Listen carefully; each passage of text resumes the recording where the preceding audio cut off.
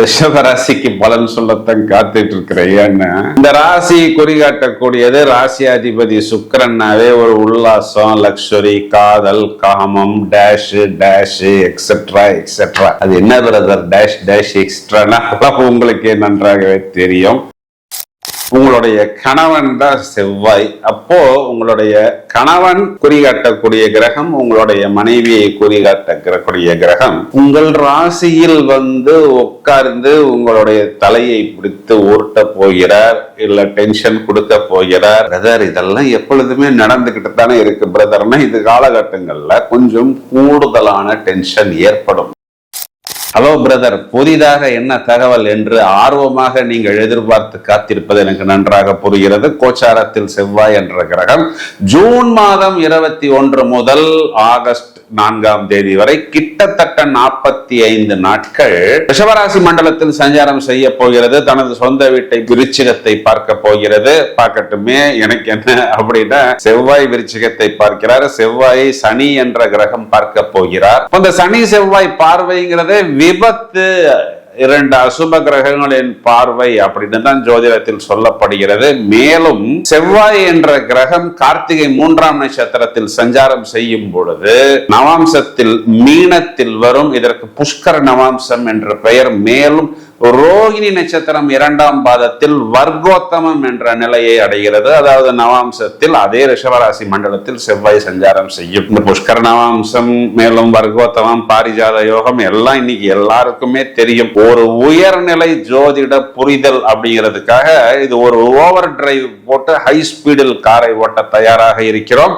இந்த அசுப கிரகங்களின் தாக்கம், 2 கிரகங்களின் அசுப பார்வையுமே தனுர் ராசி மண்டலத்தின் மேல் ஒடுகிறது. இதனால் எந்தெந்த ராசிகள் எங்கே உஷாராக இருக்க வேண்டும், எவ்வாறு தங்களை பாதுகாத்துக் கொள்ள வேண்டும், மேலும் இதனால் யாருக்கு பிளஸ் என்பதை ஜனரஞ்சமாக, நகைச்சுவையாக, சுவாரஸ்யமாக 12 ராசிகளுக்கும் வழக்கம் போல் பட்டையை கலப்புவதற்கு தயாராக இருக்கிறோம்.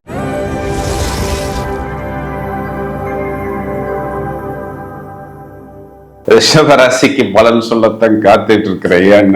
இந்த ராசி குறிகாட்டக்கூடியது ராசியாதிபதி சுக்கிரன்னாவே ஒரு உல்லாசம், லக்ஸுரி, காதல், காமம், டேஷ் டேஷ் எக்ஸெட்ரா எக்ஸெட்ரா. அது என்ன பிரதர் டேஷ் டேஷ் எக்ஸ்ட்ரானா உங்களுக்கு நன்றாகவே தெரியும். இந்த இடத்துல செவ்வாய் உட்கார போகிறார். இந்த செவ்வாய்ங்கிறவர் யாரு அப்படின்னா, ஒரு பக்கத்துல அவர் நமக்கு விரயத்தை கொடுக்கக்கூடியவர், இன்னொரு பக்கத்துல அவர் தான் நமக்கு லைஃப் பார்ட்னர். இப்ப நீங்க ரிஷபராசி சகோதரியா இருந்தா உங்களுடைய கணவன் தான் செவ்வாய். அப்போ உங்களுடைய கணவன் குறிகாட்டக்கூடிய கிரகம், உங்களுடைய மனைவியை குறிகாட்டக்கூடிய கிரகம் உங்கள் ராசியில் உட்கார்ந்து உங்களுடைய தலையை பிடித்து ஊர்ட்ட போகிறார், இல்ல டென்ஷன் கொடுக்க போகிறார். பிரதர் இதெல்லாம் எப்பொழுதுமே நடந்துகிட்டு தானே இருக்கு பிரதர்னா, இது காலகட்டங்கள்ல கொஞ்சம் கூடுதலான டென்ஷன் ஏற்படும். ஏன் அப்படின்னா, இவ்வளவு நாள் உங்களுடைய லைஃப் பார்ட்னர் கொஞ்சம் செலவு பண்ணிட்டார். செவ்வாய் மேஷத்துல பரணி நட்சத்திரத்துக்குள்ள போகும்போது அவர் பண்ணின பெரிய செலவு ஆக்சுவலா உங்களுக்காக பண்ணினதுதான். என்ன எனக்கு தெரிஞ்ச வரைக்கும் அவர் உங்கள்கிட்ட சொல்லாமலோ, இல்ல பர்மிஷன் வாங்காமலோ, அப்ரூவல் வாங்காமலோ செலவு பண்ணிட்டார். இதுல மறைமுகமா பார்த்தா உங்களுடைய லைஃப் பார்ட்னருக்குமே கொஞ்சம் வருத்தம் தான். ஐயோ நம்ம கூடுதலா செலவு பண்ணிட்டோமேன்னு. சோ இப்ப என்ன பண்றது, ஒட்டுமொத்தமாக இதனை பிடிக்க வேண்டும்ங்கிறதுல கொஞ்சம் அவரும் டென்ஷனா இருக்கிறாரு, உங்களையும் டென்ஷன் படுத்துவதற்கு தயாராக இருக்கிறார். இதனால் நீங்கள் 2 பேருமே ரொம்பவும் பரபரப்பாக, சுறுசுறுப்பாக செயல்பட போகிறீர்கள். ஒரே நேரத்துல ஒன்றுக்கு மேற்பட்ட பல வேலைகளை எடுத்து தலையில் சுமந்து ஒரு ரெஸ்டே இல்லாமல் அப்படியே ஓயாமல் உழைப்பதற்கு தயாராக இருக்கிறீர்கள். இதனால என்னன்னா, கொஞ்சம் உடல் உஷ்ணம் அதிகமாகும். இதனை கம்மி பண்றதுக்கு என்னன்னா, இந்த மோர், வெறும் வயிற்றுல மோர் குடிக்கிறது, இளநீர் குடிக்கிறது, வெந்தயம் போட்டு குடிக்கிறது, தேவைப்பட்டால் 2 நேரம் இல்லைன்னா 3 நேரம் உங்களது உடம்பு ஒத்துழைத்தால் குளியல் செய்வது, இதெல்லாம் நீங்கள் எடுத்துக்கொள்ளலாம். இதுல ஒரு பெரிய பிளஸ் என்ன அப்படின்னா, பரபரப்பாக செயல்படுவது, ஸ்பீடாக செயல்படுவது, எனர்ஜெட்டிக்காக செயல்படுவது, இதெல்லாம் பிளஸ் பாயிண்ட். இதுல மைனஸ் பாயிண்ட் அப்படின்னு பார்த்தோம்னா, இந்த செவ்வாயை சாட்டர்ன் பார்க்கிறார். ரிஷபத்தை பொறுத்தவரை சாட்டான்கிறவரு காரகத்துவ பாவகத்துவ அடிப்படையில் உங்களிடம் வேலை செய்யக்கூடிய நபர்களை சாட்டான் குறிகாட்டுகிறார். உங்க அப்பாவை சாட்டான் குறிகாட்டுகிறார். அப்போ உங்களிடம் வேலை செய்யக்கூடிய நபர்கள் என்ன பண்ணுவாங்க அப்படின்னா உங்க லைஃப் பார்ட்னரை தூண்டி விடுவார்கள். சார், உங்க ஹஸ்பண்டு இல்ல உங்க ஒய்ஃப் ஸ்ட்ரிக்டாக இருக்கிறார்கள், புதுசா இந்த மிஷின் வேணும், இந்த கான்செப்ட் வேணும், இந்த ப்ராடக்ட் வேணும், இல்லைன்னா எங்களுக்கு இந்த ப்ரிவிலேஜஸ் வேணும், இந்த ப்ரிவிலேஜஸ் கிடைக்க மாட்டேங்குது அப்படின்னு உங்க தொழில் துறை சம்பந்தப்பட்ட விஷயத்தில் உங்களுக்கு ஏதோ ஒரு சின்ன டென்ஷன் கொடுப்பது போல் உங்களை பைபாஸ் பண்ணி உங்களை ஓவர் கம் பண்ணி உங்க லைஃப் பார்ட்னர்கிட்ட போய் ஏதாவது ஒரு விஷயத்தை தூண்டி விடுவார்கள். அது கொஞ்சம் சின்ன சின்ன ஈகோ கிளாஷ் ஏற்படுத்தாமல் நீங்கள் பார்த்து கொள்ளணும். என்ன பண்ணலாம், அந்த மாதிரி ஒரு சந்தர்ப்பம் வரும் பொழுது வருவதற்கு முன்பாகவே இந்த விஷயத்தை நான் பார்த்துக் கொள்கிறேன், நான் கவனித்துக் கொள்கிறேன் அப்படின்னு சொல்லிடலாம். இதாவது ஓரளவுக்கு நம்ம ஈஸியா சமாளிச்சிடலாம். இன்னொரு பக்கம் உங்களுடைய அப்பா உங்களுடைய லைஃப் பார்ட்னர்கிட்ட போய் ஏதாவது ஒரு சின்ன நெருடலை ஏற்படுத்தி விடுவார். இதெல்லாம் எங்க வீட்டுல எப்பொழுதுமே இருக்கு பிரதர் அப்படின்னா இது காலகட்டங்கள்ல கொஞ்சம் கூடுதலாக இருக்கும். அப்போ இந்த ஒரு விஷயத்தை தவிர்ப்பதற்கு, தள்ளி போடுவதற்கு உங்களுடைய ஒய்ஃபோ இல்ல உங்களுடைய ஹஸ்பண்டோ உங்க அப்பாவை மீட் பண்ணாமல் பிறகு பார்த்து கொள்ளலாம் அப்படின்னு தள்ளி போடுவது புத்திசாலித்தனம். இல்ல ஒரு ஃபங்க்ஷன்ல மீட் பண்ணித்தான் ஆகணும் அப்படின்னு ஹேண்ட் வாஷ் பண்றதுக்கு கூட போகாமல் அவர்களுக்கு நடுவிலேயே நீங்கள் அமர்ந்து கொள்வது. இப்போ அப்பா இந்த பக்கம் ஏதாவது பேசினா அதுல கொஞ்சம் கிரீஸ் போட்டு அதை கொஞ்சம் அப்படியே சுகர் கோட்டிங்க உங்க லைஃப் பார்ட்னர்கிட்ட சொல்வது. உங்க லைஃப் பார்ட்னர் ஏதாவது சொன்னால் அதுல கொஞ்சம் ஐஸ்கிரீம் சேர்த்து ஹனி சேர்த்து உங்க அப்பாவிடம் சொல்வது. நடுநாயகமாக நீங்கள் அமர்ந்து கொள்வது. நீங்க மட்டும் ஆப்சண்ட், அவங்க ரெண்டு பேரும் ஒருத்தருக்கு ஒருத்தர் பேசிக்கோங்க அப்படின்னு சொன்னா கண்டிப்பாக உங்களுடைய தலை ஊருளும். இந்த ஒரே ஒரு விஷயத்துக்கு மட்டும் நீங்கள் கூடுதல் கவனம் எடுத்துக்கொண்டால் இது மட்டுமே உங்களுக்கு போதுமானது.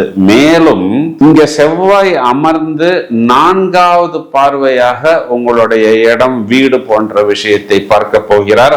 அப்போ அந்த இடம் வீடு சம்பந்தப்பட்ட விஷயத்துக்கு நீங்கள் செய்யக்கூடிய செலவு தேவையா, அனுகூலம் இருக்கிறதா என்பதை பார்த்து கொள்ளுங்கள். மேலும் செவ்வாயின் 8வது பார்வையும் சாட்டானின் 10வது பார்வையும் தனுராசி மண்டலத்தின் மேல் வந்து விழுகிறது. அந்த வீட்டுக்கு குரு பார்வை இல்லை. அப்போ 8ஆம் இடம் குறிகாட்டக்கூடிய விஷயம் அடி வயிறு, வயிறு சம்பந்தப்பட்ட விஷயம். பயணங்கள் அப்படின்னு வரும் பொழுது பப்ளிக் டிரான்ஸ்போர்ட் போவது, முடிந்தவரை தொலைதூர பயணத்துக்கு காரு, 2 வீலரு, ஆக்ஷன் போறேன், அட்வென்ச்சர் போறேன், சாட்டிஸ்பாக்சன் போறேன், போகும் பொழுது ஹெல்மெட் எடுத்துக்கொள்வது. சார், நீங்க சொல்றதை பார்த்தா குளிக்கும் போது கூட நான் ஹெல்மெட் போட்டுக்கட்டுமா அப்படிதான் போட்டுக்கொள்ளுங்கள். அதாவது குளிக்கும் பொழுது பாதங்களை பத்திரமாக பார்த்து கொள்ளுங்கள். இதுதான் இதனுடைய உள்ளர்த்தம். இதெல்லாம் ஒரு பாசிங் கிளவுடு தான். ஆகஸ்ட் மாதம் 4ஆம் தேதிக்கு பிறகு நீங்கள் கூப்பிட்டாலும் அந்த இடத்தில் செவ்வாய் வந்து அமரப்போவதில்லை. இப்பொழுது நான் சொன்ன இந்த சின்ன சின்ன விஷயங்கள்ல மட்டும் நீங்கள் கொஞ்சம் கூடுதல் கவனம் எடுத்துக்கொண்டால் என்ன, ரிஷபராசிக்காரங்களுக்கு இப்பொழுதுதான் நன்றாக சம்பாதிப்பதற்குண்டான நேரம் வந்துவிட்டது. அப்போ நாம் நன்றாக சம்பாதிக்க கூடிய நேரங்களில் நமக்கு ஏற்படக்கூடிய அந்த டென்ஷன் கூட இல்லாமல் ஃப்ரீயாக இருப்பதற்கு தான் இவ்வளவு விஷயங்கள் கொடுக்கப்பட்டுள்ளது. இதனை மட்டும் கொஞ்சம் கவனமாக பார்த்துக்கொள்ளும். இப்ப நாம் இவ்வளவு நேரம் பார்த்த இந்த பலன்களுக்கு உண்டான கிரக நிலைகளை எடுத்துக்கொண்டால் சனி பகவானுக்கும் செவ்வாய் பகவானுக்கும் ஒரு கோல்டு வார்லாம் இல்லை, ஒரு டைரக்ட் வார். நீயா நானா ஒரு 2 டான் மோதி கொள்வதை போல் சந்தர்ப்பம் கிடைத்தால் மவனே நான் உன்னை வச்சு செய்யறேன் பாரு அப்படிங்கிற அளவுக்கு ஒரு சத்ருத்தனம் என்பது இருந்து கொண்டுதான் இருக்கிறது. ஏன்னா